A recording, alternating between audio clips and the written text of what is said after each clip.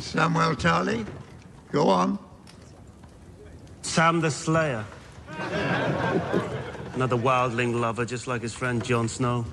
How's your lady love, Slayer? Her name is Gilly. Brother Flint knows her quite well. They cowered together in the larder during the battle for the wall. Lies! A wildling girl, a baby, and Lord Janus. I found him there after the battle was over, in a puddle of his own making. Whilst Lord Janus was hiding with the women and children, Jon Snow was leading. Sir Alistair fought bravely, it is true. And when he was wounded, it was Jon who saved us. He took charge of the wall's defence. He killed the Magna of the Thanes. He went north to deal with Mance Rayder, knowing it almost certainly meant his own death. Before that, he led the mission to avenge Lord Commander Mormont. Mormont himself chose Jon to be his steward. He saw something in Jon, and now we've all seen it too. He may be young, but he's the commander we turned to when the night was darkest.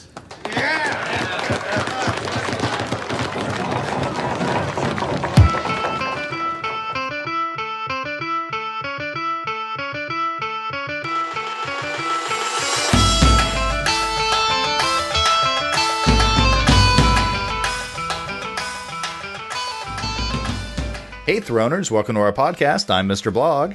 And I'm Grace. And I'm Karen. And this is Game of Microphones, Episode 6. And you may notice a slight bit of a difference. Last week was Jason, Karen, and Grace. This week, it is I, Lord Cornelius of House Blahg, who has usurped the throne from Jason of House Podcastica. And, yeah, how you guys doing? It's great to be on the episode finally. Yeah. Mr. Blahg. It was Mr. rough. Blahg. It was rough last week listening to that episode thinking, oh man, I should so be on there. There's all that booty talk going on and I'm not there at all. And it bothered me so much. A lot of booty talk. There was. See? And unfortunately. Like Jason said, you were there in spirit. Absolutely. But in this episode, we had no booty in this episode, no boobs. It was an episode where my kids came in and I actually said, no, you can go ahead and watch this. They go, but it's Game of Thrones. I'm like, no, it's okay. This one's fine. Well, there was a beheading. But you don't even see it. But it was off screen. It was off screen. You don't Both even the see it. pigeon and the other beheading was pretty much off screen. Yeah. You know Not what? too violent. There were two. You're right. The pigeon was beheaded. The kid in the ex-slave in Meereen was beheaded, and then we saw some random dwarf's head. Oh, that's true. There was a random head. And you got like a sword through a guy's throat. But I think we're getting ahead of ourselves. Why don't we go ahead and kick in with how you guys felt about the episode? Season 5, Episode 2, The House of Black and White.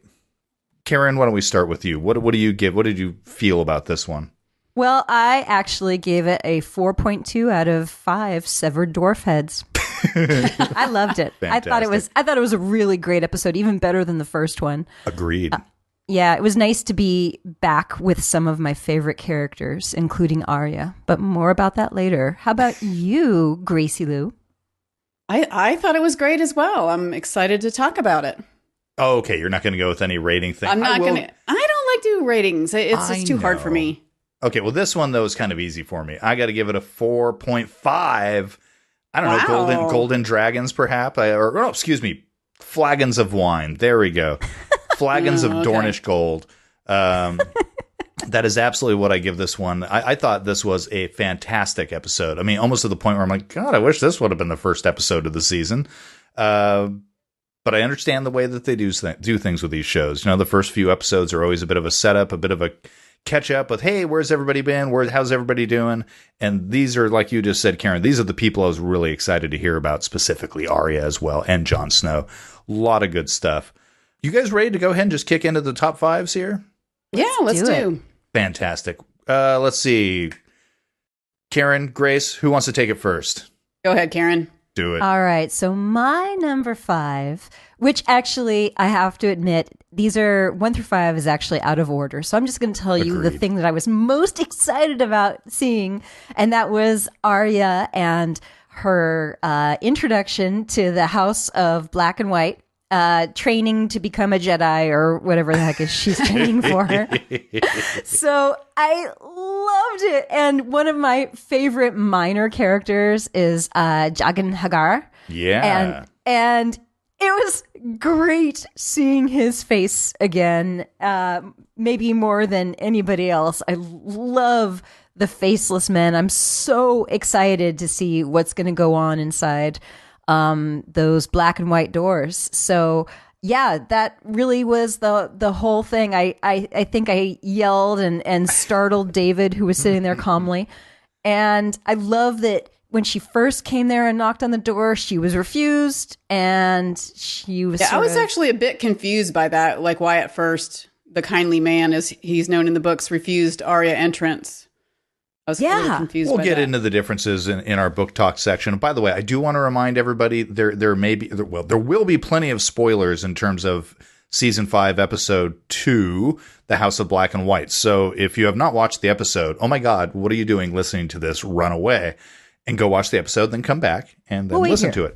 We'll wait here, absolutely. But we will save any and all book talk discussion, even the differences, Grace. Let's go ahead and just hold off, and that will just treat Well, I'm this not as saying it as a difference. I'm just saying I was a little surprised, too. I can't even remember exactly what went down in the books, but I'm just confused as to why he turned her away. I think he wanted to see what she was going to be up to. You know, if Playing left with out her mind a bit? I think so. I think it was a little bit of a test. And, and also remember, a man is not Jaqen Hagar. Right. Just like a girl can soon not be Arya Stark. But I just wanted to remind all the listeners that avoid spoilers. We do have chapters. So when there's something you want to just skip forward on, go to that. And when you get to book top, if you have not read the books, avoid what Grace and I are going to talk about. Just do it. Please. So, I mean, that was great. Actually, one of the things I was laughing about was as she got turned away by the kindly man, or Jaqen Hagar, as we'll refer to him as, I was a little annoyed because she knocked on the black door and he said all that. And there was a part of me thinking, well, knock on the white door, see if he answers it, and then it'll be nice. Right. There's like a difference in the two door colors, Go ahead and do that. And it's funny, the first time I watched the episode, I didn't notice her tossing the coin into the river or ocean or whatever it is there, the bay, harbor. The bay. Mm-hmm. And I turned my head or something happened. I just didn't see it. So when later on, when Jaqen Hagar hands Arya the coin, I'm thinking, well, that's some fine trick he did. Not realizing, oh, that's not the trick at all that he did. He did something entirely cooler by just producing that. I thought that was really cool. Or maybe there's just more than one coin that looks like that, and so he's just giving her some different one. I don't think so.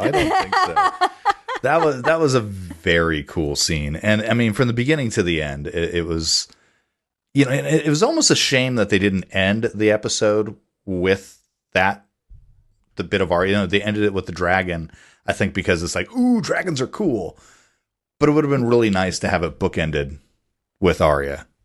Did you notice, by the way, that she went into the black door? Yes. When she went in, finally, she went into the black door. I'm guessing at this point the white door doesn't work.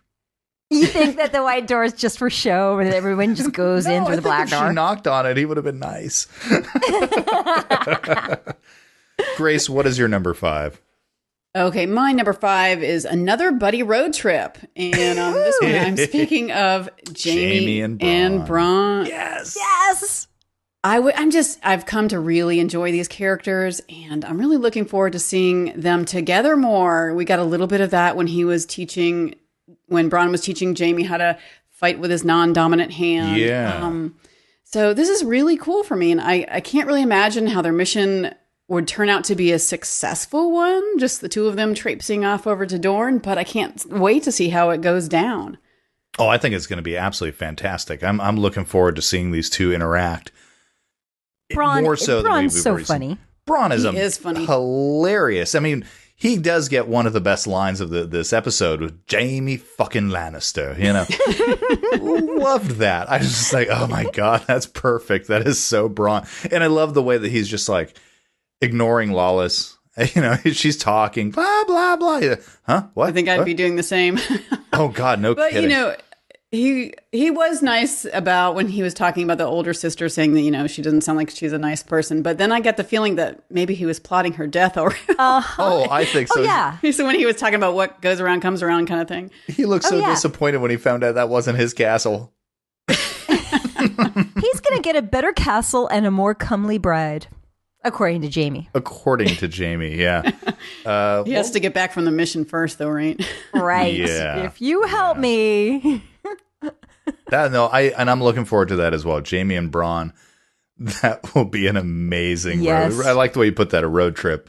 Be a great road trip. I'm really looking forward to that. Well, my number 5, I'm going a little more into that conceptual land that we sometimes go into. Not a specific scene, but more what I felt to be the theme of this episode, which seemed to be that everybody, or at least most people, but everybody in this episode was really wrestling with their identity, who it is that they are. You know, we've got Arya. She's totally in this, and I'm going to try to avoid, you know, stepping on toes further on down the road here, but it's, you know, Arya, at this point, she has to become no one. So she has to lose her identity. You know, Cersei is now just the queen mother. She's no longer really able to rule in the way that she's feeling that she's able to. Jon Snow, is he a bastard or is he a Stark? Or is he now Lord Commander? You know, where does he belong? What is Brienne's role at this point without having a real mission? Yeah, she's striking out a lot. She is. So, you know, what is there for her? Is she now going to have to figure, I mean, because she's always defined herself based on who she serves. Now she's Right. going to have to figure out who the hell she is on her own, Right. you know, as somebody Right. else. Jamie and Bronn, that same sort of thing. Bronn, he just can't seem to just be a lord. You know, he's getting pulled into this one last time in a way. I'm getting too old for this shit. I'm waiting for that. Jamie, he can't be a father, even though he wants to be, you know. Yeah. Yeah. Dany, what the hell's up with Dany? You know, is this you know, is she going to be a just or a fair ruler? So who is she going to be? And then you get like the mother of all identity crises, Sansa.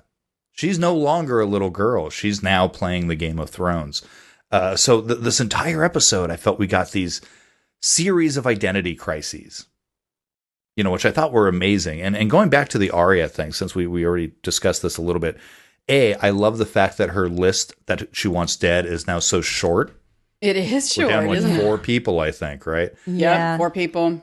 And one of them is actually probably already dead. I think she still has the mountain on the list. Oh, she does Well- still have the mountain on the list. She still has the mountain on the list. You so know what? The mountain might not be dead. That's why I Remember- said, yeah. Qyburn was working on him, and Qyburn's a freak. And now he's on the small council. So, and maybe he's on the small council because he did what no one else could do, which is keep the mountain alive. Who Perhaps. knows? We don't know Maybe. on that yet. No, So, we don't. You know, her list has gotten short, but what it really got a kick out, and this goes into the Jaqen Hagar, the thing before, you know, the first part of it where she says, but I have nowhere to go. You have everywhere to go. Yes, I love Which that line. may be the most existential thing I think ever said in Game of Thrones. You know, Well, and he also said, no one. Didn't he say something like, "No one by that name is here"? correct. And what that could mean is that, as Jaqen Hagar has said, you have to become no one. Well, and you already said what this group of people are. They are the faceless men. Right. So he was saying no one is here. Literally, no one is here. These Correct. people aren't. Yeah, it's not what you There think. is nobody here with anymore. that name because they do not have that name. God, that's so cool. She has to learn to no longer be Arya Stark. Which is maybe not a bad thing, because being Arya Stark, not so good. It really hasn't served her that well. It really hasn't. You know, she's had a messed up existence to this point. And so maybe letting Arya Stark go is not such a terrible thing for her. Yeah, it's pretty dangerous to hold that last name, that Stark name. It Yeah. is. It is. They are dwindling in numbers. This is true. Well, that was mine.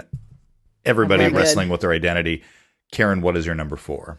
Okay. My number 4 is Cersei having a very bad, messed up day. And that was so indeed. fun to see. First, she gets the cobragram, the snake is the gift. Now, I don't know if you recall Viper, that the Red name, Viper, probably. yeah, exactly. The Prince Oberyn, his name was he was known as the Red Viper in Dorne. Right. So that was a wonderful, this Viper with that message. That was Yes. pretty badass. That was cool. And I love how Jamie says to her, it's a message, and she looks at him like, no shit, it's a message. God. Yeah, she's so mean to Jamie these days. It's hilarious. So she's having a bad day. She gets the cobragram, and that can't be good. Then Jamie says, okay, I'm going to go to Dorne. I'm going to go and rescue our daughter. And she's like, one-handed guy is going to go and rescue. And, then of course he goes to get Bronn. But still, she doesn't have him there to kick around anymore. Gosh, she was so bitchy when she said that. That pissed me off, man. I'm like, really? You're going to say that to your brother, a.k.a. lover? That's mean. Yeah. He's handicapped now. You got to be nice to the disabled. Come on. Yeah, well, but she blames him, for Tywin's death. So I yes. know. or partially And blames not- him. And not just Tywin's death. Who was her firstborn son? What's his name? You've already forgotten. Joffrey? Wonderful. I've That's already good. forgotten Joffrey. Yes, that's how good I am with names. Yeah, she blames him for not being able to protect Joffrey too. She threw that at him as well. Oh, true. Well, he was Yeah. Kingsguard. Yeah. Yep. So, and then she gets completely disrespected by Kevin Lannister, her uncle. That was awesome. During the small council meeting, which was great. So uncomfortable. Such an awesome little small council meeting. And that's, it's been a long time since she got smacked down so thoroughly in a council meeting, and not having her father around, that was a big deal. So now that Tywin is dead, things are not looking so great for Cersei. So I just loved her completely awful day. Well, I got to say, though, in her awful day, she did at least have one minor victory, and that was how very well she puppeted Mace Tyrell. Yeah. Exactly. Yeah. She did a remarkable job of pulling that little man's strings. It was like, Yes. It's like, really, dude? You didn't just see what she just did? Oh, God, you're lame. Okay, all right. He's master of coin now. Master of coin. He looks so pleased with himself. Ooh, master of coin. That's wonderful. That's probably not just because the Tyrells are unbelievably wealthy and they really, really want the money. Well, no, of can't course be not. that.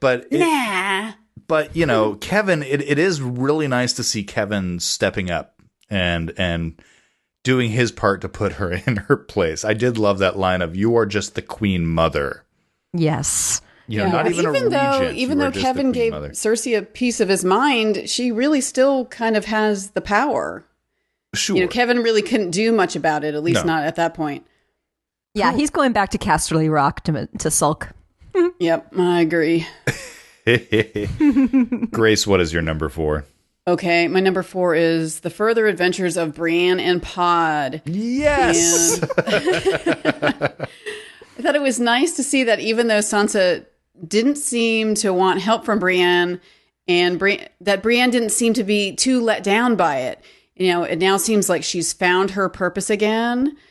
And I love watching the fight scenes with Brienne as well. And she saved Podrick's bacon. Go, Brienne. Yes. And plus, the did. two of them just crack me up. Ready the horses. We only have one horse. Yeah. Find more. That was a remarkably well done scene. I mean, from beginning to end, and you're right, those two together are not just hilarious, they're just adorable at the same time. Yes. But Brienne, the thing I love about Gwendolyn Christie and her performance as Brienne, I feel like she just commands attention. And not just because of her size, but she is, in my very humble opinion, just one of the best actors in this show. That she conveys so much. Yeah. With that face of hers. There's something soulful and just sad about that face of hers that she comes across. So, I mean, the fact that she has to admit Yes, it was a shadow with the face of Stannis Baratheon. You know, that has got to... She knows how ridiculous that sounds. That sounds crazy, but you've got to believe me. But that's her honor, right? She is not going to lie about this, no matter how stupid it sounds. I love that she bent the knee to Sansa and explained herself away. And I hated hearing Littlefinger cut her down as much as he could. Yeah, he's a dick. Well, he's a master at what he does, you know, and that is being what he does, is being a dick. Yeah. Granted, probably a small dick because he is called Littlefinger, but Speaking of size, it was amazing to see them standing next to each other and the height difference. Wow. Yes, she is. But still, giant. Even though with that height difference, man, he was commanding the room. No, he absolutely was. And I got to say, I'm loving the, shall we say, Sansa 2.0. You know, she is confident. Yes. She is strong. She is rocking the dark hair and that kick-ass necklace and that black dress. Sophie Turner she's looking good. I'm just going to say it. I think she's of age now, so I can actually say that without being too creepy. She's also like 5'10" or something. She's one of the tallest members of the entire cast, save Gwendolyn Christie. She's killing it. I mean, at one point I'm looking at it going, are you stoned? You look like you just got this weird affectation on her face. Which is perfect because she would be kind of slightly checked out. Yep. You know? And poor thing. But poor thing, nothing. She's playing the game now. That's the thing. Yes. All she right, has no issue. She's like, nope, I'm with Littlefinger. I think she is making her bed, not literally, with Littlefinger. And I think she's now understanding the real necessity of playing this game. So Littlefinger alluded to a wedding. Whose wedding? A marriage proposal that was accepted. Oh, for him. For him. So who is he getting married to? I forget. Grace, did you catch who it was? He didn't say. He didn't say, and I'm not sure we're supposed to know. He's not going to marry Sansa, though, right? No, because he's pretending that she's his niece. Yeah, that's right. Or not pretending. I mean, she is technically his niece because of the fact that he married Lysa, but... Right. No, I mean, as much as I think he would love to, creep. Well, and he didn't even say it was his own, so we really have no idea. That's true. We don't know what that's was right. contained there. You're right. So you're right. Could be her. We'll have to wait on that one probably. Could be hers. Yeah, I don't know. All right. Okay. Back on you, Eric, Mr. Blahg. Eric is fine. Whatever. Everybody knows my real name is Eric. It's not really Cornelius J. Blahg, but we'll just get that out of there. Call me whatever you like. My number 4. Finally, meeting Prince Doran and going to Dorne. I loved that scene. Now, I say Doran because that's the way I've always read it. I got a little thrown off when Cersei called him Doran. So I'm like, wait, Duran? What, they're going to go see Simon Le Bon and John Taylor? That's awesome. I can't wait to see them. I love Duran. No, Prince Doran. What? Let's settle on this. What are we going to call him? What are you saying? What are you saying in your mind? I always say Doran. Oh. Did you say confusing. Duran? Well, if that's what they're going to call him on the show, I guess. That's what Cersei called. They've had people called whatever, Duran. Fine. Well, it's Alexander Siddig, so. Exactly. We'll just call him that? No. Okay. That's from Star Trek Deep Space Nine. Deep Space right? Nine, I think we have a particular letter or Facebook comment from. Oh, did somebody say that? Yes. Somebody who could not stay away from the show for one episode. Jason. We're a bunch of Trekkies. We're not too proud to admit it. Oh, I never watched Deep Space Nine. I love the original series and I love The Next Generation. I never got it. Sorry. Okay. This is not about Star Trek. We digress. Meeting Prince Doran, I thought was phenomenal. I love the fact that he was in his wheelchair, even though they did not go into any explanation as to why he is in a wheelchair. I love that Ilaria is just so vengeful and pissed off about this. And he had this cool, calculating demeanor that I thought was conveyed so well, that he just sat there looking straight ahead. He was completely nonplussed by anything that she was saying to him. And I just thought, what a wonderful foil to his brother.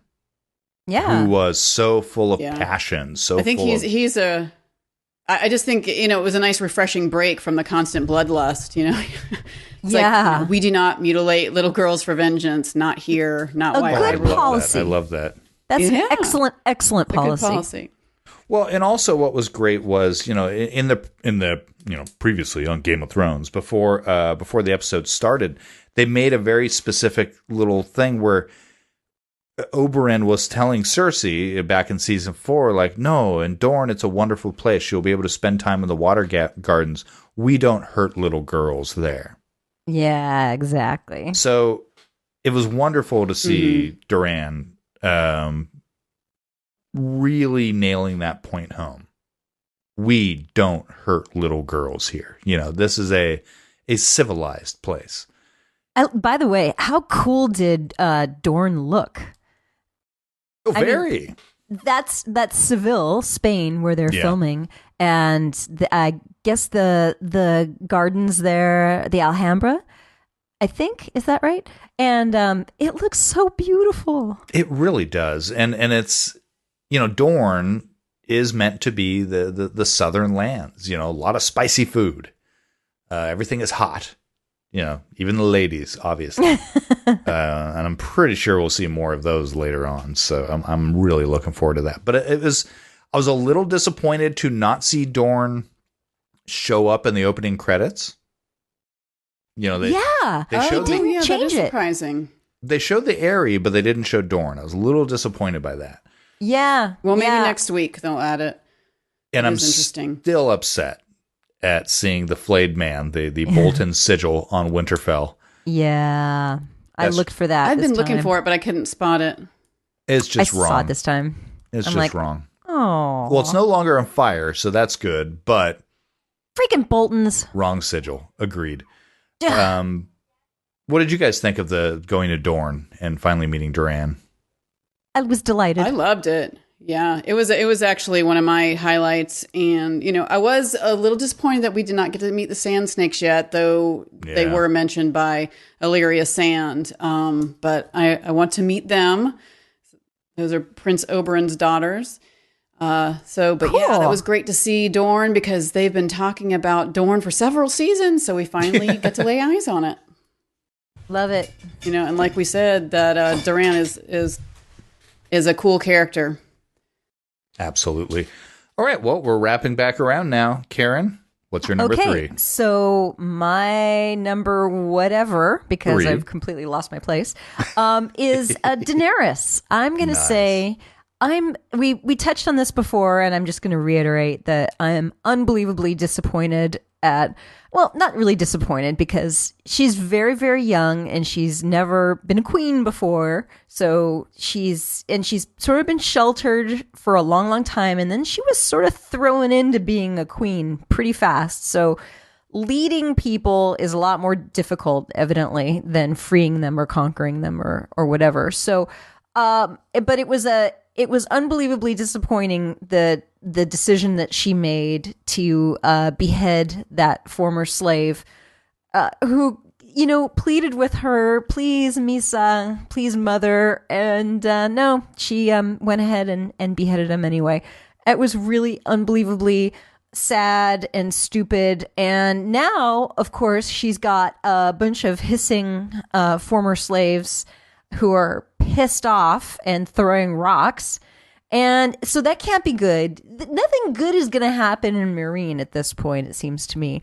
So I feel like she could have done a bunch of other things and maybe not pardoned him, but okay, here's your punishment. Banish him from the council. Do something, but really beheading him right there in front of everybody, it was just a terrible move politically and terrible in a lot of other ways. So I'm sad about Daenerys in that way. But then at the very end, was super stoked to see Drogon the dragon. Yeah. I thought it was amazing. We watched it twice. I actually went back and I'm like, David, go back. We got to see that again. And by the way, the dragon looked phenomenal. It really the dragon was unbelievable. Where are his siblings? Is he? Well, they're still locked up. They're still. And do you think he's like, where are my siblings? Why? No. What's going on here? How are you feeding them? It's terrible. And by the way, how do you tell the gender of a dragon? Just wondering. Well, one I'm not going has to touch that one. Yeah, one has a big old dragon cock, and the other ones don't. No, I don't know how that. You know, the interesting thing with Danny's decision is before it actually happened, I kind of agreed with her. You know, and this is where when I brought this up earlier, is about the identity, about, you know, is she going to be a just ruler or a fair ruler? What she did was the just thing to do. You know, she had laid this law out, and I did like that line of theirs when oh, what's his name? I have it here. The fellow who got his head lopped off, Mosador, yeah. You know, he said, "You are the law," and she says, "The law is the law." And there was a certain respect I had for that decision on her part. She made it very clear, don't do that. He's going to stand trial. Right. He cannot be murdered. He had fair warning. I don't even know what the hell this guy was even doing on her council necessarily. He had fair warning. Don't touch him. However, once she was standing there and everybody's pleading for mercy, the smart political thing would have been to say, I grant mercy. I am a wonderful ruler. I think that would have gone over much better politically. Yes. Yes, I'm guessing so. And it probably wasn't a wise choice to do a political beheading. I mean, a public beheading either. No, I don't think so. I think that was a major misstep on her part. And I'm really looking forward to see how this is going to play out now. She has half of her population really pissed off. Yes. Because now, what is she if not their master? You know, right. Mosador, whatever his name is, he made quite the point with the Sons of the Harpy of saying, kill the masters.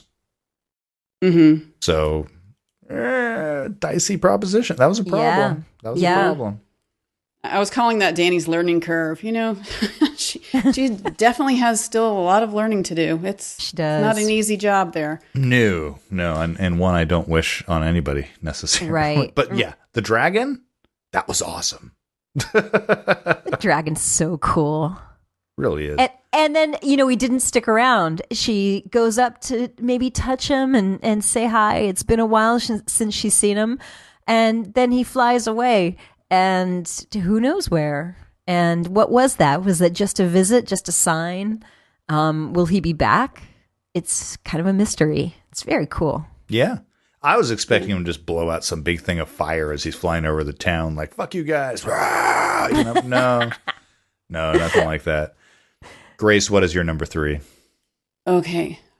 We only on 3 because I'm running out here. Well, I'll go ahead and do... Me too. do one of mine. It was Samwell. And, you know, I think I'm picking all the feel-good moments here. I'm not sure. But I really enjoyed seeing Sam not only stand up to Janos Slynt, but to speak so eloquently and honestly about why Jon should be Lord Commander.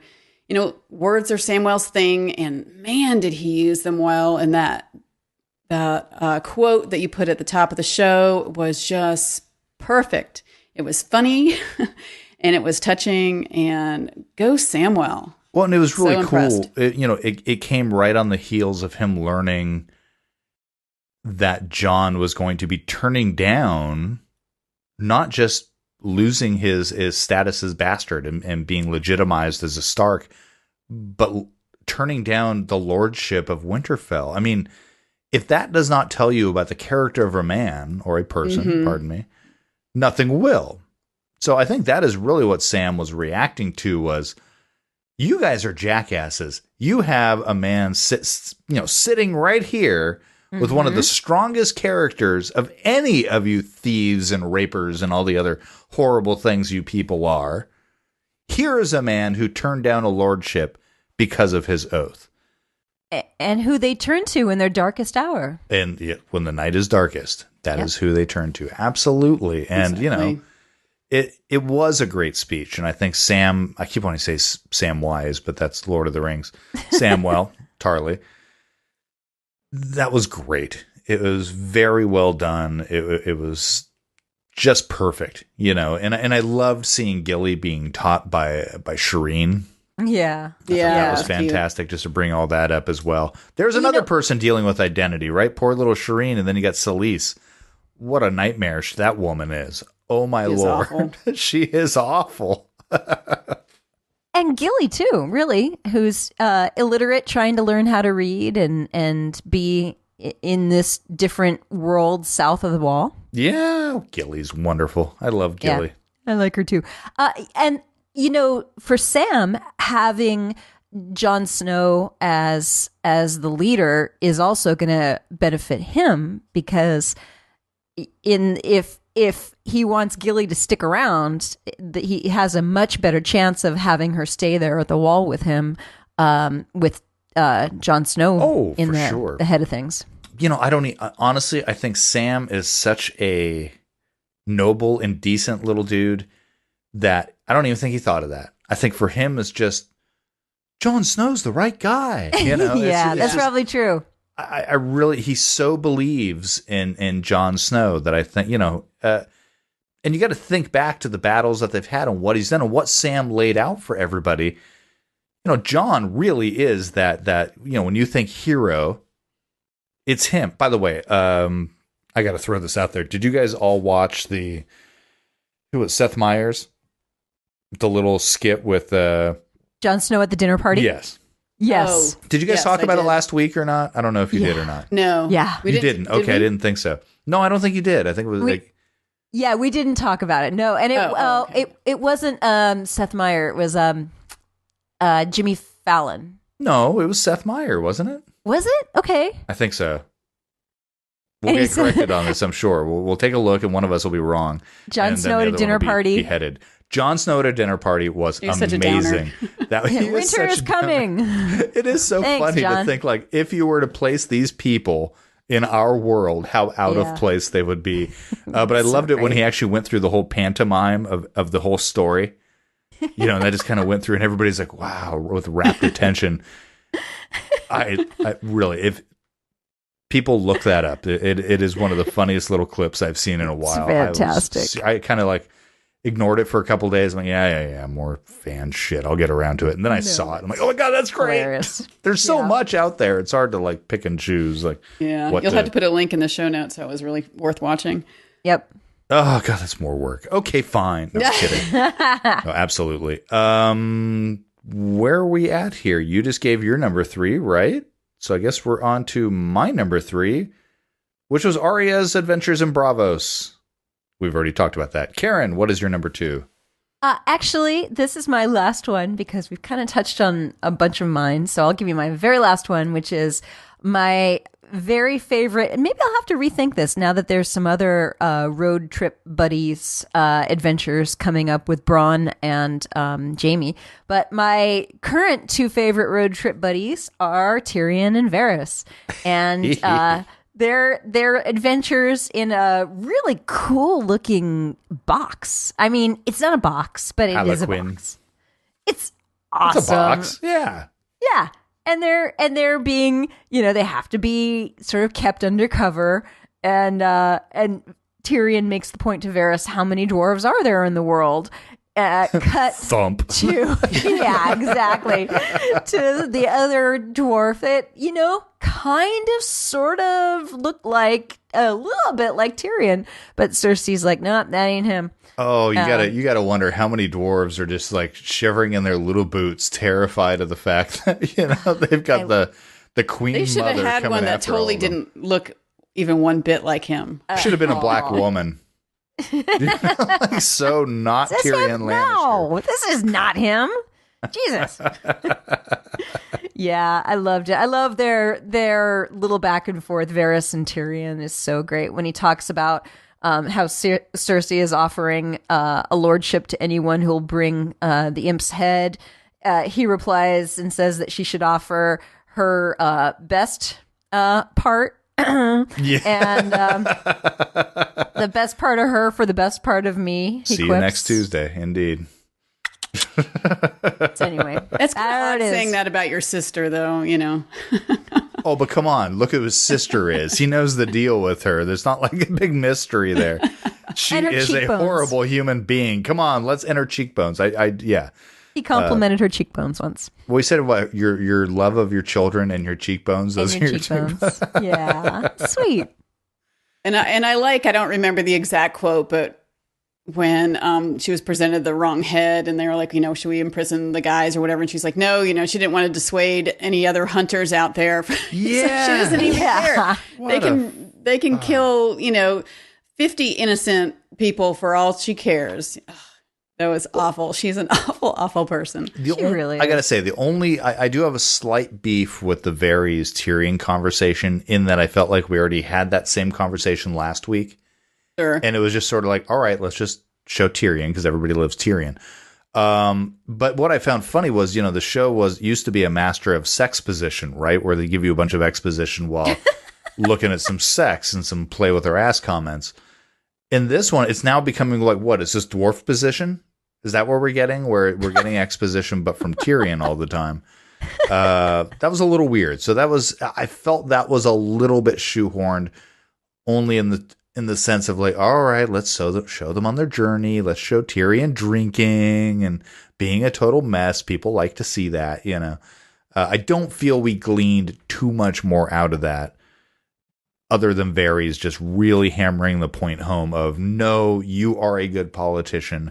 I've seen what you can do. Yeah. Yes, people lost lives. And we also, I guess they did. didn't need to show Tyrion for that, but we also did learn about the whole, hunting the dwarf. for him. Okay. Yeah. But we didn't need to. You could have cut that entire thing with Varys and Tyrion in Sure.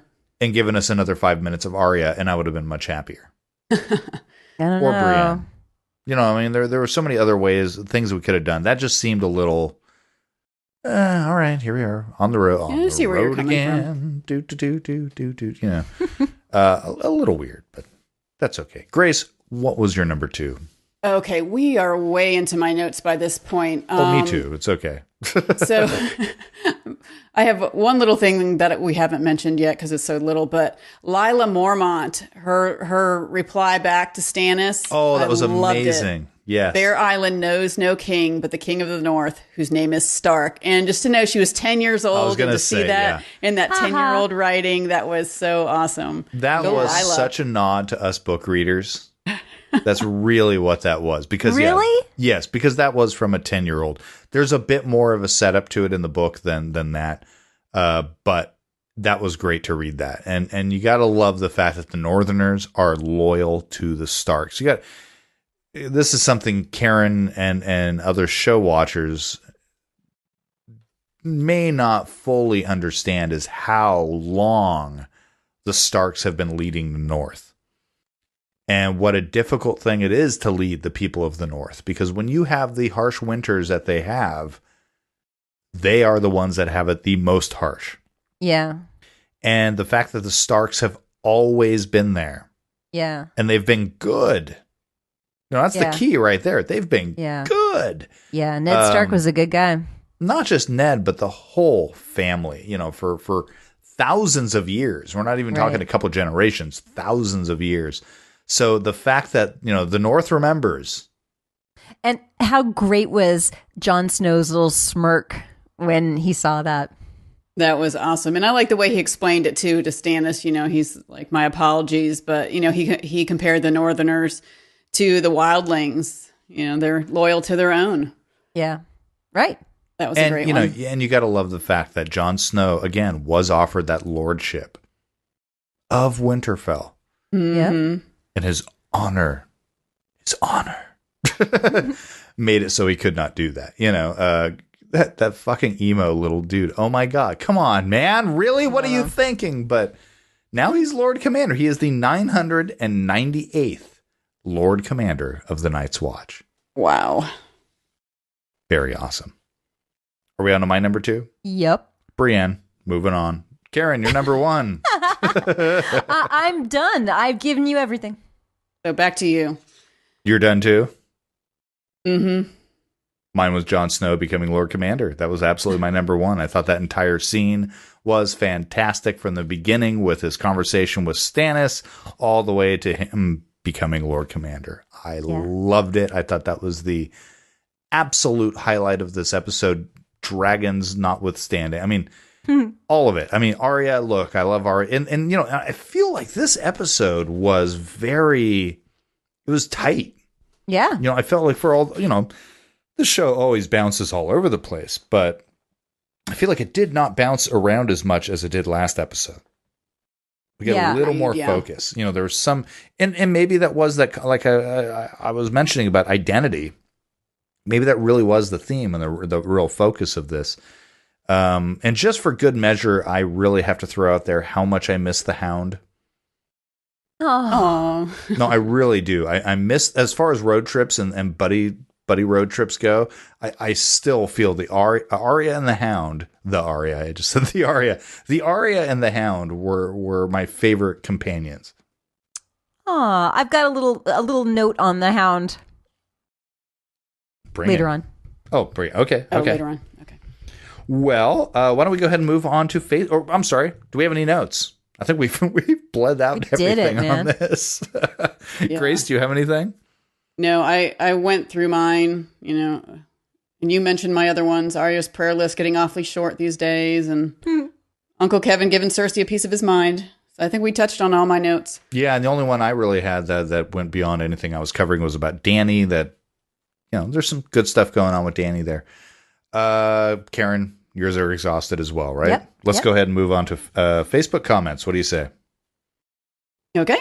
Cool. First one comes from Adrian Montagnier, perhaps? Montagnier. Sorry if I slaughter your names. Running a liberated state ain't easy. This episode was so fantastic. Production mastery. Sansa, like, F you, lady. Arya speaking Bravos language like she's on Rosetta Stone. Jon Snow being elected prez. Great ep. Jerry Gomez said, Cersei certainly knows how to get ahead in the game. Jana Lee Curtis writes, Arya's storyline has me on the edge of my seat. I can't wait to see where her storyline is going to lead. Brienne is such a freaking badass. God, Yeah, she really she is. Mike Belisario says, how cool it was to see Jaqen Hagar. Or no one.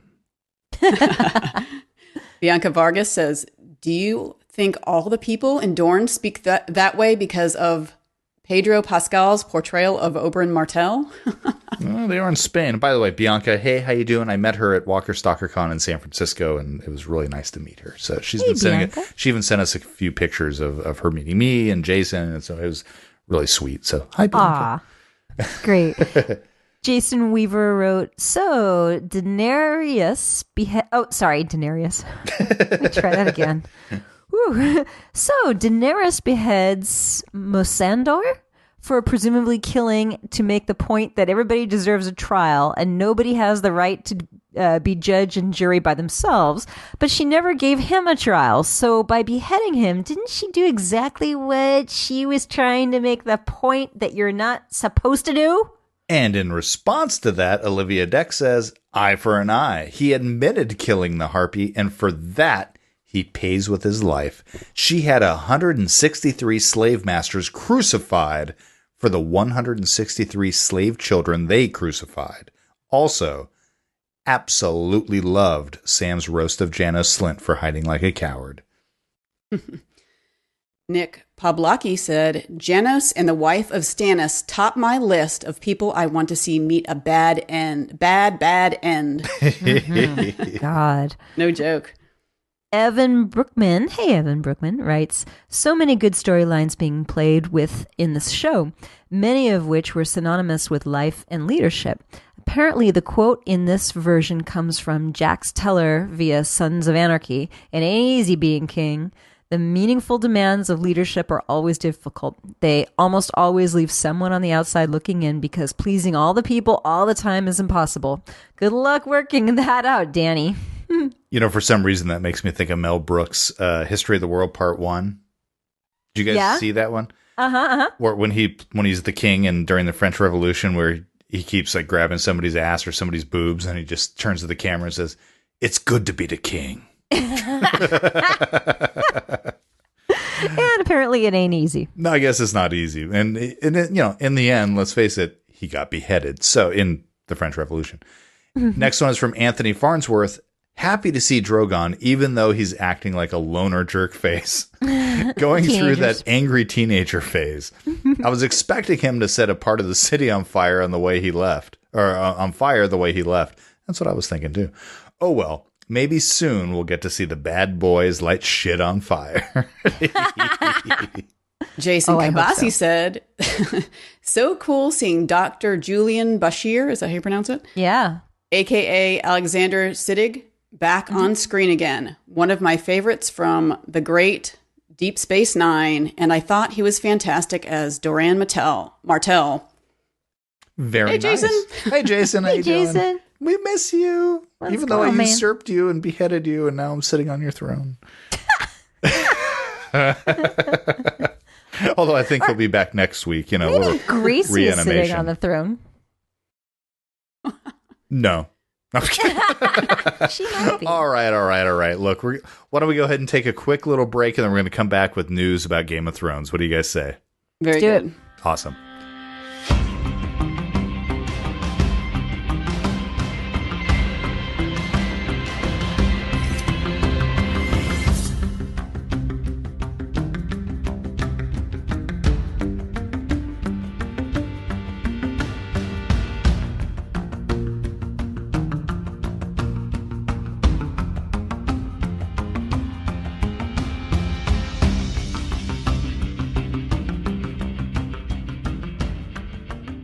Okay, welcome back. And Karen, I think you might have some news for us.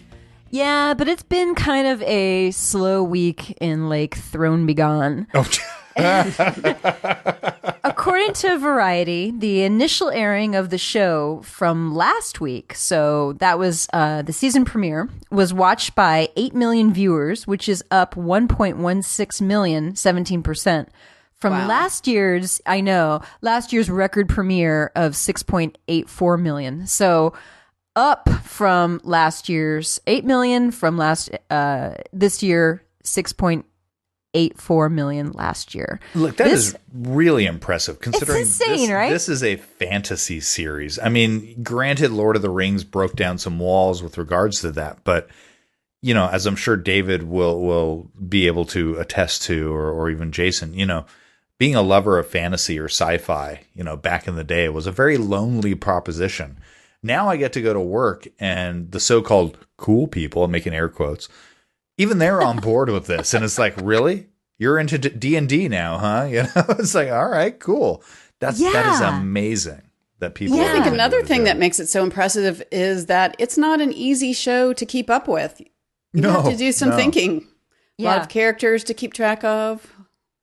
Oh, even like settings. You know, you can go online and find all these infographics and charts about, you know, who's died, who's doing what, who's gone where. Even those are fucking confusing. It's like, oh my God, I can't follow all these people. It's a lot of information. And I will say, Karen, you know, really try to read those books because, I mean, you read the first one, but it's like keeping track of everything. You need a study guide to go along with this. Oh, no. We brought up last week that George R.R. Martin has a guy who keeps track of all the characters. There's over 1,000 characters now in the series. Who else did it? J.K. Rowling had had somebody in her employ who was her continuity expert because she could not remember certain things. So she had to have them sit there and go, no, you can't do that because so-and-so said this in book 2, you know, whatever it was. Right. And I can't, you know, that must have been an easy job compared to whoever it is Jar Jar Martin has A to super do fan. that for him. Oh, no kidding. You have to be. Because he has just a super fan who keeps track of this for him. Isn't that awesome? That is awesome. Yeah. And they go on to say this pattern mirrors that of another cable genre hit, The Walking Dead, which also has consistently broken its own audience records year after year. Yeah, but nobody watches that. It's pretty amazing. The audience really is growing, but it's sort of funny though. Even with those giant numbers, and those are really unbelievably giant, when you look at those compared to the regular network shows, the regular network shows are pulling in the big numbers. Well, and then you got to go back. We can get into this. I mean, you go back to the 50s, you know, the kind of the birth of TV. you had 50 million people watching one show. Right. Like The Honeymooners or I Love Lucy. That shit had 50 million. Not shit, it's great stuff, but it had 50 It's because there wasn't a lot of viewers. choices back then. Exactly. You got a choice of 2 channels and there was nothing else on. I mean, of course. So it's interesting to see the way that these numbers and the way that we watch is changing so dramatically. I mean, I forget what the number for the series finale of MASH was. It is a stupid number with more zeros than you care to look at. It's just like, you've got to be kidding me. And I mean, I was one of those, you know. Yeah, me too. I was a Nielsen family for a little while. Even. Were you really? Yeah, we got to be a Nielsen family. That's No, we didn't hilarious. have a box. This is going way You back. self-reported. Yes, you had to write down everything, you know, and then In the send little it journal. In the little journal. That's exactly That's what we awesome. did. I don't think they liked our results, or my parents said that wasn't worth it, or I don't know. We stopped doing it, but there were only so many reruns of Gilligan's Island and Three's Company I could sit there writing down. But On our door. yeah, no, it's kind of amazing, the numbers, and that's a huge amount of people. So it's very cool. I'm glad to see that it is increasing. You know, and unlike The Walking Dead, which has had some, you know, maybe some shaky moments, some shaky seasons, 3 showrunners, you know. Yeah. This is the one show, or one of the shows. There have been a few. Breaking Bad is one of them, and I'm sure there are plenty of others out there that I don't want to say, well, no, I think I can say it has remained extraordinarily consistent through its 5 seasons. Yeah. Production value has been pretty much top notch the whole time. Same showrunners, same vision, same actor. I can't say same actors. We've had a few changes of actors. Just about. Not quite as solid as some other shows have been on that, but really just the mountain who keeps switching. Well, we got a new Miracella, or is that how you pronounce the her name? kids, a new Tom and Yeah, she grows New up though. Rick I mean, that's understandable. It you is. know. You want her to look different. Is that a new because Marcella? She's older. Yeah. Okay, it is. I wasn't 100% sure on that. So cool. Any other news items? Yeah, I've got one last little bit that's kind of funny. So it was kind of a slow news week, but I did find a "Where Are They Now" story, which I just love. Basically, dead cast members and one that's not so dead. And what they're doing now. So I thought this was great. So if you miss any of our beloved dead cast members, and Sean there's Bean, quite what's he up to? What's Sean Bean up to? That's what we all want to know. I will tell you what Sean Bean is up to. I mean, you could pretty much just throw out a name and I'll tell you exactly what he's up to. So Ned Stark, Sean Bean, was one of the first Starks to go to the other side, but he has not been forgotten, neither on the series nor in real life. He is currently starring in the TNT series Legend as Martin Odom, an FBI agent who is something of a shapeshifter. He is also filming a movie, Christ the Lord Out of Egypt, based on the Anne Rice book about the early life of Jesus Christ. So that's Ned Stark. There's a lot of words in that sentence that sounded really weird to me, and 2 of those are Anne Rice. I know, right? I know she got all religious and Interview with the Vampire. Yeah. His wife, Catelyn Stark, whose untimely demise during the Red Wedding, we all mourned. Michelle Fairley picked up 2 series almost back to back: 24, Live Another Day, where she played assassin Margot, and Resurrection, where she played Margaret Langston, a spooky woman who returned from the dead in a town where such rebounds have become commonplace. Next up for the Irish actress, a role in Ron Howard's Moby Dick drama, In the Heart of the Sea. Interesting. Huh. And like Catelyn, Robb Stark met his demise at the Red Wedding. Who didn't? Richard Madden has since been seen as Prince Charming in this year's remake of Cinderella, starring Lily James. He will next be seen in the British miniseries Lady Chatterley's Lover, based on the steamy romantic classic by D.H. Lawrence. Really? He will play the lover, not He's Lady going to be Chatterley. the gardener. Wasn't he the gardener? Or yeah, he was the gardener, wasn't it? The lover? The lover? You know, I never read Lady Chatterley's Lover. I believe it was Chatterley's, but yes. Chatterley's. I never read it either, but I yeah, cool. Yeah, Dirty Tywin dude. Lannister, after suffering the Charles most Dance, yeah, right after suffering the most ignominious death possible on the can, Charles Dance left the Game of Thrones with his dignity mostly intact. This spring, he will be seen in the movie Child 44, which stars Tom Hardy as a military policeman who investigates the series of child murders in Stalin-era Russia. He starts production on the movie Me Before You, about the relationship between a small-town girl and a recently paralyzed man, opposite his Game co-star Emilia Clarke, Daenerys, this year. Very cool. Nice. And finally... sorry, go on. I have two more, which are fabulous. Few actors had a more memorable Thrones death than Pedro Pascal, a.k.a. Prince Oberyn Martell. He fell at the hands of the Mountain, who crushed his head. Pascal's karmic reward was the role in the forthcoming Netflix series Narcos, about the notorious drug lord Pablo Escobar. Nice. Isn't that cool? Very cool, yes. And finally, Sandor Clegane, a.k.a. The Hound, met his untimely end last year.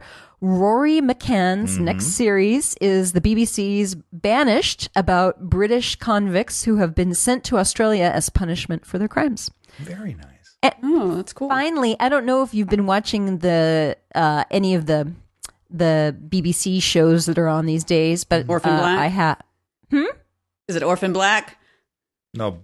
I haven't seen Orphan Black, actually. I keep hearing how I saw great the first it is. episode. It was Well, good. the only reason I bring it up is because I was catching up on the season 2 finale just like 2 nights ago, and I was like, oh my gosh, it's Dario Naharis. I had forgotten that, or I didn't make the connection. He plays Cal on Orphan Black. Oh my God, that's cool. fantastic. We didn't Which get to see his Dario? fine top Fabio booty, Dario but... Fabio Dario or New Dario? No. New Dario. Okay, cool. And then I saw an ad for Ripper Street coming to BBC. And guess who stars in Ripper Street? Presumably about Jack the Ripper. Braun. Nice. Oh, Yeah, I thought that was fun to Speaking watch. of actors who are in the show who are doing something else, I mean, if you're going to bring that up, I mean, Emilia Clarke, Danny, Yeah. she's going to be the new Sarah Connor in Terminator Genesis. Yeah, I heard that. I mean, that's a big role That's a to big be role. the new Sarah Connor. So you got to fill Linda Hamilton's shoes. Good luck with that one. I hope she can pull it off. You know, I mean, I really do, because I love looking at her. I believe she can. I believe she can too. I'm with you on that one. Well, fantastic, Karen. Thank you so much for the news. I think we're ready to hit and get some Ravens calls. I see a Raven coming. Here it comes, and it's got some letters for us. Oh, there it is. Grace, why don't you go ahead and read us the first email? Okay, I wanted to say before we started that since we have a lot of new listeners, that if you write in but don't care to have your full name read on the podcast, just add first name only, please, to your email. Otherwise, we typically include first and last name. But then you have the first one. I most certainly do, and it's from Nick Poblacki. And if you don't want your last name slaughtered, say first name only, please. This episode was all about leading. An absentee king in King's Landing, Stannis struggling to gain control, Dany losing her grip, Doran Martell and his struggle to keep his cool after losing his brother, and of course, Jon being named the new Lord Commander. This has really shown us what makes a great leader. No self-appointed king or queen can rule. It takes a person of strong self-worth and duty, yet humble enough to turn down power, to actually handle power. Jon Snow has become the face of all that is good in this world, able to make peace with his enemies, able to lead when the night is the darkest. My fear is that Jon may be next on the death list. Every good leader ends up meeting their maker. Ned, Robb, Renly, even Mance, who had noble intentions of just saving his people, all end up losing their lives. I hope Jon is able to influence all who voted against him and show this world that sometimes good can win.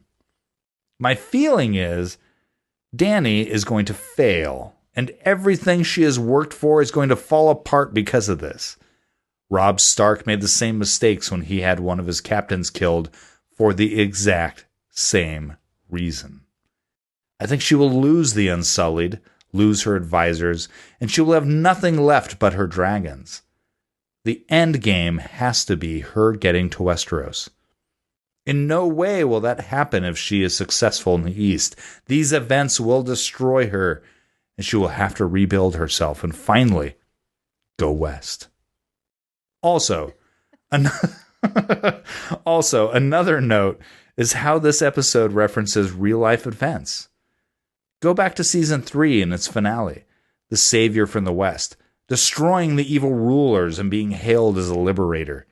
She comes in and changes things fast, and in the meantime, this new insurgent doesn't respect or care to learn about what that place is, their customs or their beliefs. And what happens? A new threat arises. They know what the threat is, but they don't know who the threat is. Could be anyone. Exactly what's happening in Iraq, in the Middle East, with the rising of ISIS and other fanatical groups. Now, what do you do? If you fall into their game of executing people, you become the same evil you are trying to defeat. Danny is in a catch-22. No matter what she does at this point, the people she freed are going to turn on her. Ah. Ooh, dark. That's kind of heavy, Nick. Dark. Damn, dude. Dark. Damn, yeah. Go, Nick. That's you thought about this shit, man. Way to go. Thought is maybe. You're right. Maybe. Thanks, Nick. Our next one is from James. This episode felt like it was longer than an hour. With the exception of Bran/Hodor/Mira, I think we touched on every major character. I was surprised that the election for Lord Commander went as quick as it did, but I can understand why they wouldn't want to draw it out. The main point of feedback I have isn't about this episode in particular, but rather about the series as a whole. The subject of good and evil. About 1% of the people we've seen are truly wholly good, such as Ned Stark. About 1% of the people are truly evil, such as Joffrey. The rest of the people are in between. Just about every character is a mix of good and bad. If that's true for the men of this universe, then the same must be true of the gods of this universe. We know that, to some degree, the Lord of the Light is legit. We've seen Melisandre giving birth to a shadow assassin baby, and we've seen that Thoros of Myr can bring Bedrick... Thoros of Myr. Thoros of Myr can bring Bedrick Dorndon back to life. Melisandre says... Well, go ahead. No, okay. Hold on. I gotta say, that is the one thing about R'hllor, the god of light, that is impressive.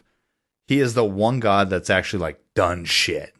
And as he points out, I mean, not only does...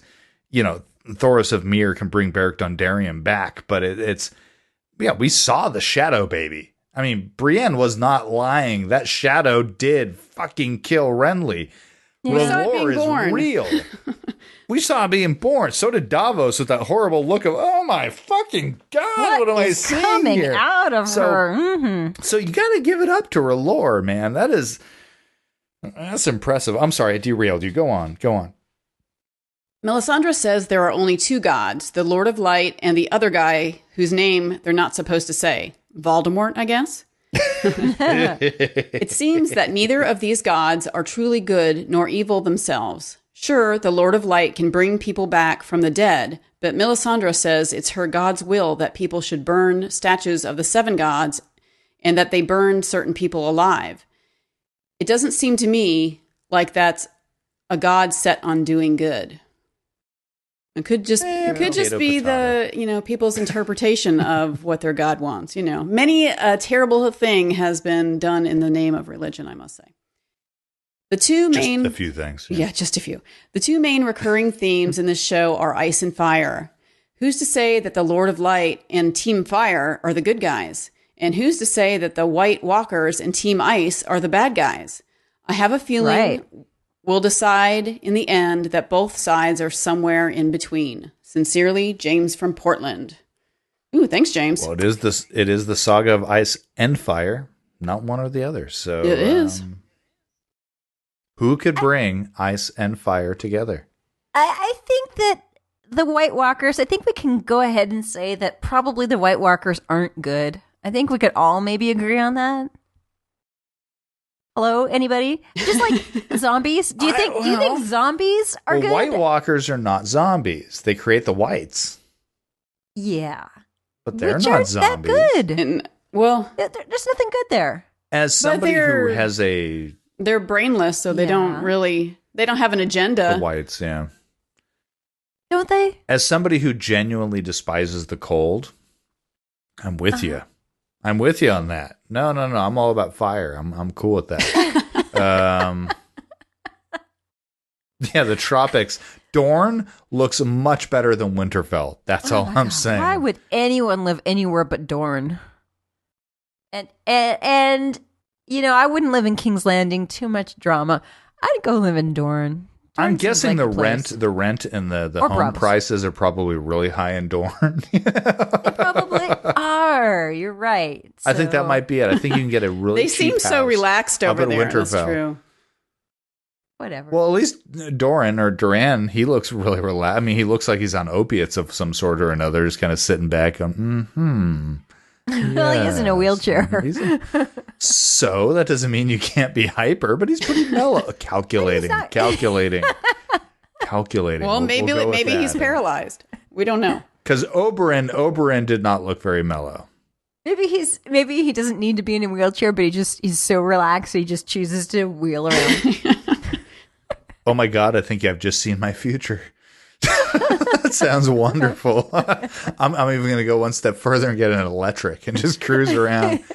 It's like a Segway, right? It's like, I've given up. I'm on a Segway. Fuck it. Walking's for losers, man. Sucker. And why does everybody riding a Segway seem to be the one that needs to be walking the most? That's a fair question. They are fun to ride, and we're totally on a tangent. They are fun to ride. Have you guys ridden a Segway? Yes, I have. Only once in a museum. I have on a have not tour. lived It was life. fun. Super fun. Like way more fun than I thought it would be. Yeah, God, I need they're to really, get on really, one now. really fun. I'm a sucker. I'm like walking with my feet.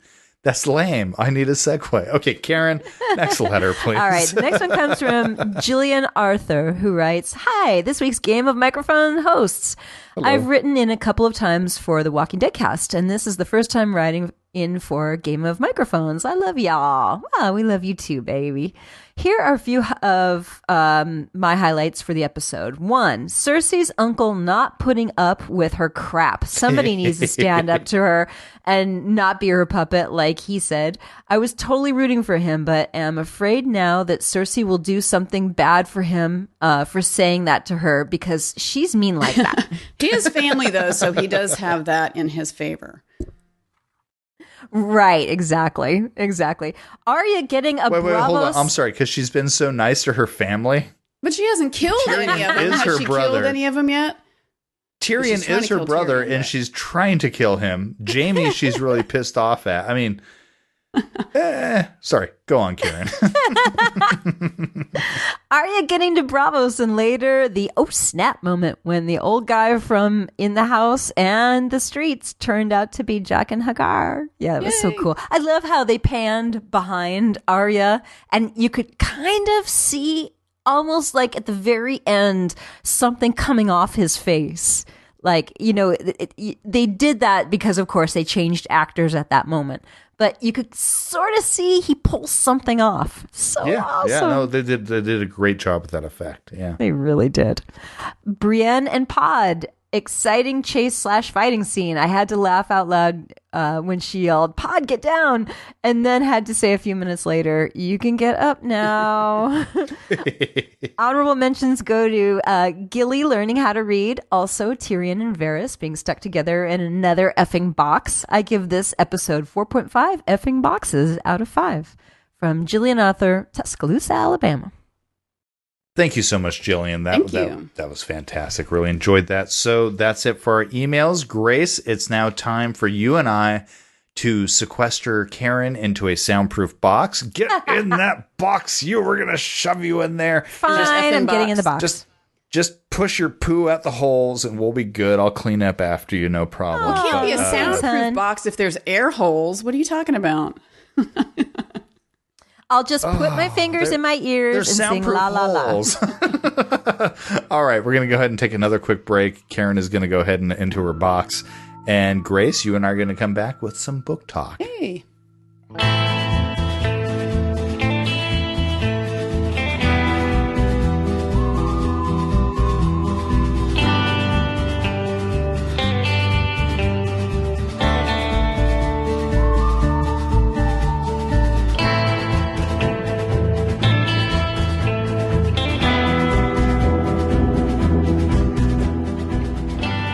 Okay, Karen is extremely well secured in her box with, I don't know, air holes or not air holes. We haven't quite decided on that one. I'm voting for air holes. Grace, you mean person.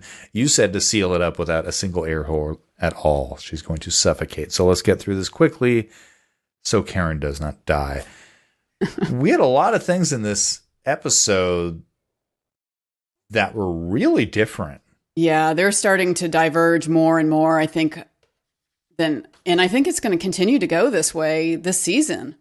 I mean, a lot of the same things had the same flavor, but a lot of the details were different. So what do you have as like one of the first items? Oh, yeah. Well, one of the first things is Sansa certainly never saw Brienne in the books. Peter and Sansa are still at the Vale. Now, I think the Sansa Peter stuff is beyond book 5. Yes. I think this is one of those storylines that is now beyond the books completely, and we are, as book readers, getting spoiled on ourselves.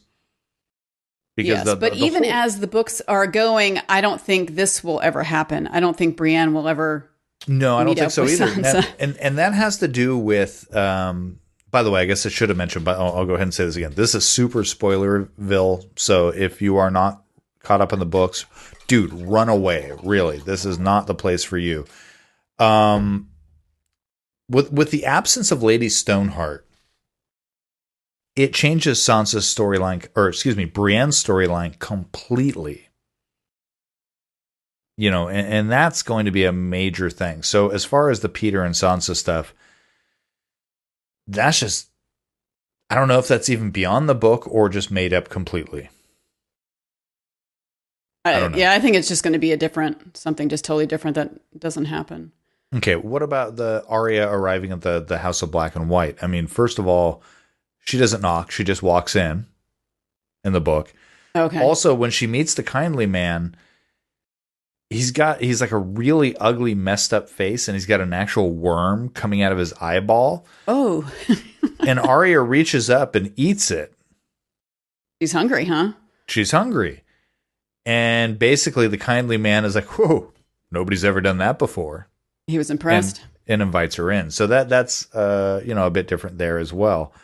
And he certainly was never confirmed as Jaqen H'ghar. I was so shocked to see. No. Jaqen. Very nice. As far as I am concerned, Jaqen H'ghar he's at the Citadel.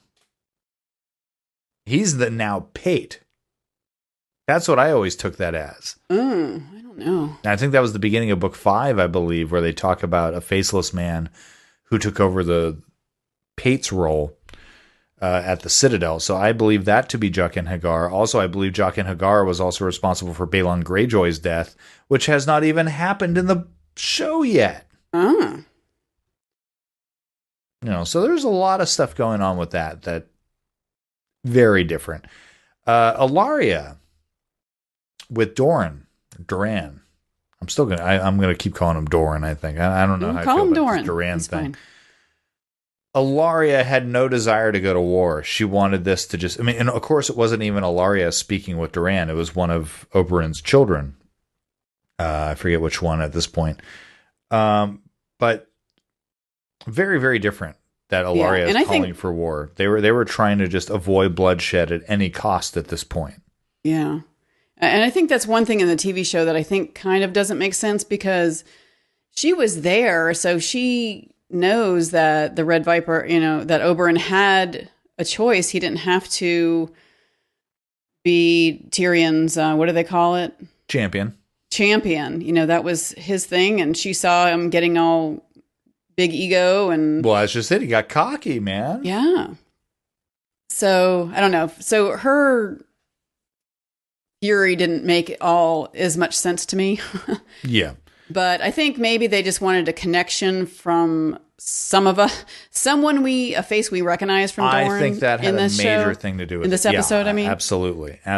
And speaking of Dorne, dude, Jaime and Bronn do not go down to Dorne. That's Ares Oakheart, right? And we know how that ends up with Ares Oakheart. So who do you think? Oakheart is already there, but then Sir Balon goes and presents the mountain's skull to Doran. Yes. And I'm assuming that's what Jaime and Bronn are going to possibly do, or maybe not. I don't know. But there was no threat to Cersei. There was no Viper with Marcella's necklace. I mean, all this is... The show is kind of trumping up this drama where the book did not have this drama exist. Now, Ares Oakheart, he's killed by Darkstar. Do you think Bronn or Jaime are going to end up dead? Probably Bronn. I'm thinking this is Bronn's undoing right here because in the show, in the book, he marries Lawless and he marries Lawless. That's all fine and dandy, and his story is kind of over in the book. Yeah, it kind of fizzles out. So yeah, so that's why I'm thinking he's going to end up dying by Darkstar. Which that'll be cool. He gets to go out, in a blaze of glory like he should. Since no, that's absolutely. Kind of more his character. Because, Jaime had actually been he had been sent off to the Riverlands to go deal with the fallout from the war. So that is completely different from the book. Different, yes. Completely different. I mean, and then you got things like, Kevin's role in the small council, and the small council being very different. I mean, that is not the same people in the small council at all. I can't even remember who it was, really. If it was not for the internet, I wouldn't remember either. Because she started replacing it with her people. Yes. But I can't remember what it was at that point. Well, I mean, Tywin had already said that Cersei was supposed to go to Casterly Rock, so there's a whole lot of differences in there. The small council was totally different. And then you get into Dany and all of her thing. Dany does not see Drogon on the pyramid. Also, Mosador, whatever the fuck his name is, I can't pronounce this kid's name. He doesn't kill a son of the Harpy. He's killed by the Sons of the Harpy. Yeah. And in the book, he was actually Missandei's brother. He was one of the Unsullied. Yeah. He wasn't a freed slave. This whole thing, how does the revolt in Meereen kind of happen? Is it the same? I can't remember this, to be perfectly honest. Does she behead somebody? I don't remember there being I don't remember this at all either. Revolt. I'm not sure. I remember the part where all of the Yunkai, all the people from Yunkai and the other town that she freed, they all start storming Meereen, right? I don't remember so much of an insurgency from within. It's going down really, really different. Yeah. It really is. So that's a whole other thing. Then you get into Jon Snow. The election for Lord Commander takes a lot longer. It happens in multiple steps. Sam actually does a little bit of political maneuvering away from that room. He does this thing. Yes, a lot more cunning on Sam's part in the book. A lot more cunning on Sam's part. Also, by the time he does win, there are other people at play in the election. There's like 4 or 5 different people. And also, Alistair Thorne kind of backs out fairly early in this whole thing. Mm-hmm. Jon ends up winning with like 2/3 of the vote, not this wonderful 1-vote tip over by Aemon Targaryen. However, at the same time, I loved that 1-vote tip over. Yes, that was fun to watch. So that was a great change. I thought that was really well done. A lot of things very different in that one. Can you think of anything else from the book that nothing really big? Now, we've been focusing on the things that are different. What about some of the things that are the same? I know, I'm stretching too. I'm not sure if there is anything that really in this episode, there's not a ton, except for, really Arya arriving in Braavos and going to the House of Black and White. That's the main similarity. Yeah. Now, and of course, I got to say this as a book reader and a show watcher and one who loves both. I am not bothered by the changes they make for the show because of the difference in media. Oh, yeah. They have to cut a ton out. Well, they really do. And all of these changes, they all tended to make sense to me. Mm-hmm. Most of them. I mean, specifically, things like Jamie and Bronn going to Dorne. That sounds awesome. I am looking forward to yes, that. And me too. there are certain things, maybe some of the Arya stuff could have been. I wanted her to eat the worm. I didn't really want it to be Jaqen Hagar. That just seemed too easy to me. I was just so excited to see the actor again. I was good with it. Yeah, that was pretty cool. That was really pretty cool. And as far as anything with Dorne goes, I think it works. And I can't wait to meet the Sand Snakes and see how that's going to play out. One of the Sand Snakes is actually Keisha Castle Hughes, who was in Whale Rider, and she played Mary, the son of the mother of Jesus, in some other movie. I can't remember what it was, but so that'll be pretty cool. So I'm looking forward to meeting the Sand Snakes. You sounded like you had something else you wanted. Well, to mention. yeah. No, I was just curious. I was going to ask you. Do you? They mentioned Doran's son Tristane, but do you think they're going to cut out Adrienne and Quentin? Do you think they're I think they are not in existence? Yes, okay. I think they're cutting out a lot of people. They're cutting out a lot of things, especially as we get into books 4 and 5. They are trimming this stuff up a lot, and I'm really curious to see what's going to happen with the Sparrows and how this is going to go down with Cersei and Marjorie. I mean, because they've cut out the Kettle Blacks. I don't remember the Kettle Blacks. The Kettle Blacks are the ones that the brothers that. Yeah. Cersei's fucking. So that's one of the big deals. That's why she's brought up on charges is the fact that she's doing this, so. Well, because she lies. She tries to set up Marjorie. And that was one of the things I was saying last week when I was all by my lonesome. By the way, I'm so glad to have you here. That was very odd just talking to myself.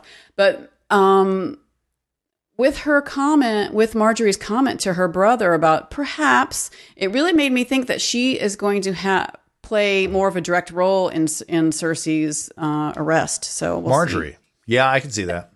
Yeah. And Cersei made a comment. What does she say? Her fucking smirk, that fucking smirking face or whatever she said about Marjorie. I think the show has done a very good job of positioning these two as being diametrically opposed.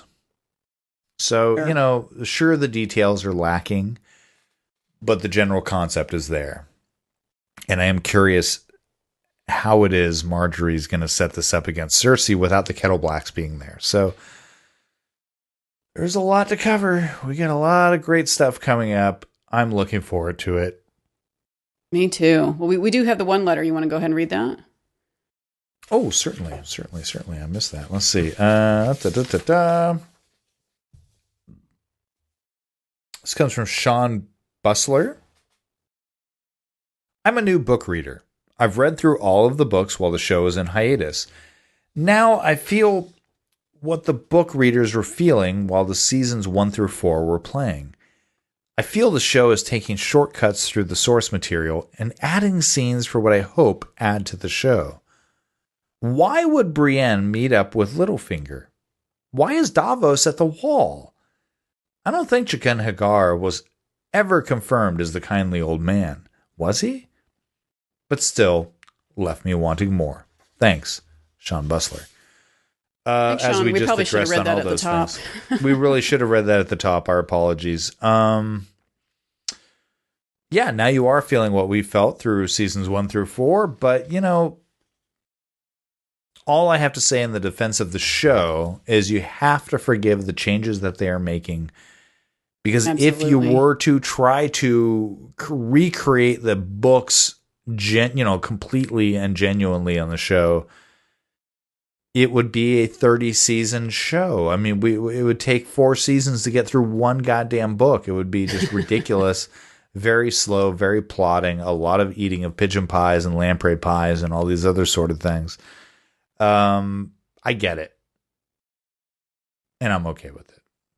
How about and as far as, Davos being at the wall, I think they're just trying to keep some of the characters in the episodes. And some of the like side that, too. stories, too. I think they're just foregoing some of the side stories. Davos, that's a bit of a bigger deal. I'm surprised he's there. Maybe they're going to send him off a little bit later. We'll find out. Yeah, we'll see. And as far as Jaqen Hagar, I think they just want us, similar to Ilaria being in Dorne, talking to Doran. God damn it. I think we just wanted to see a familiar face. Mm-hmm.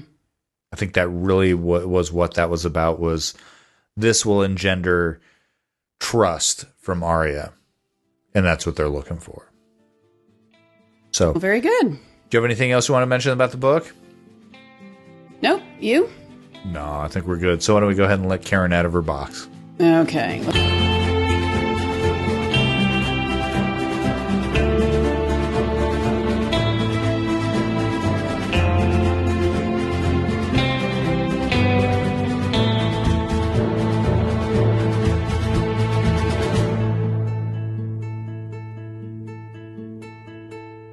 All right, we're back.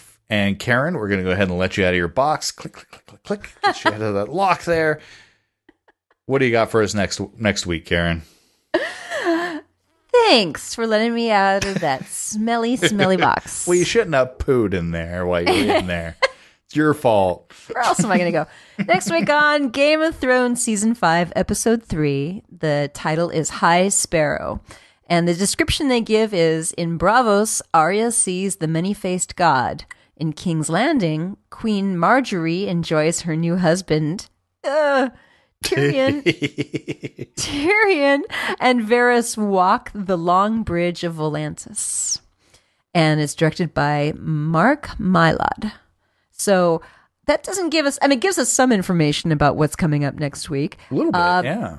Marjorie enjoys her new husband. They got married. She's enjoying him? Ew. How old is he? Not old enough to be enjoying Marjorie. Right now, he should be enjoying Sir Pounce. And only Sir Pounce. All right. Look, I'm going to tell you guys the truth. I'm the stand-in for little Tom, and I'm enjoying Marjorie in the next episode. And I enjoyed her greatly. No, obviously that's not true. Sadly. You wish. Yes, I do. All right, that's next week on Game of Thrones. Very good. All right, you guys ready to close this whole thing out? Yeah, let's do.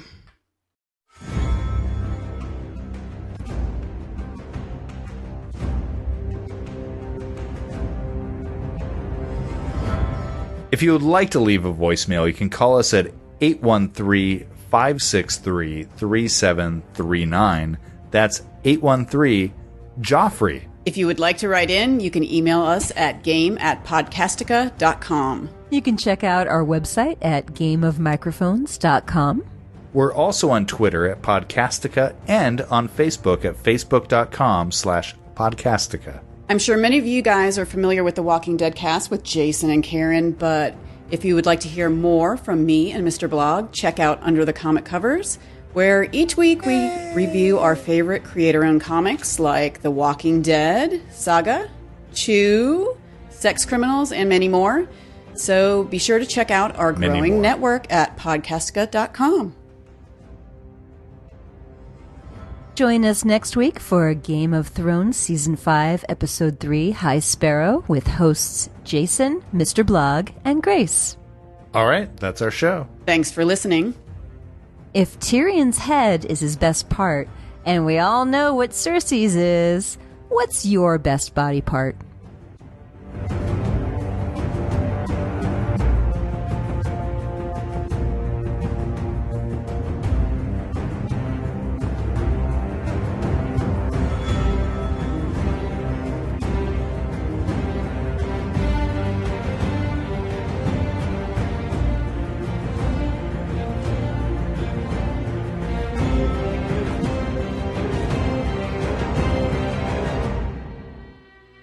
You said there was no Jaqen Hagar here.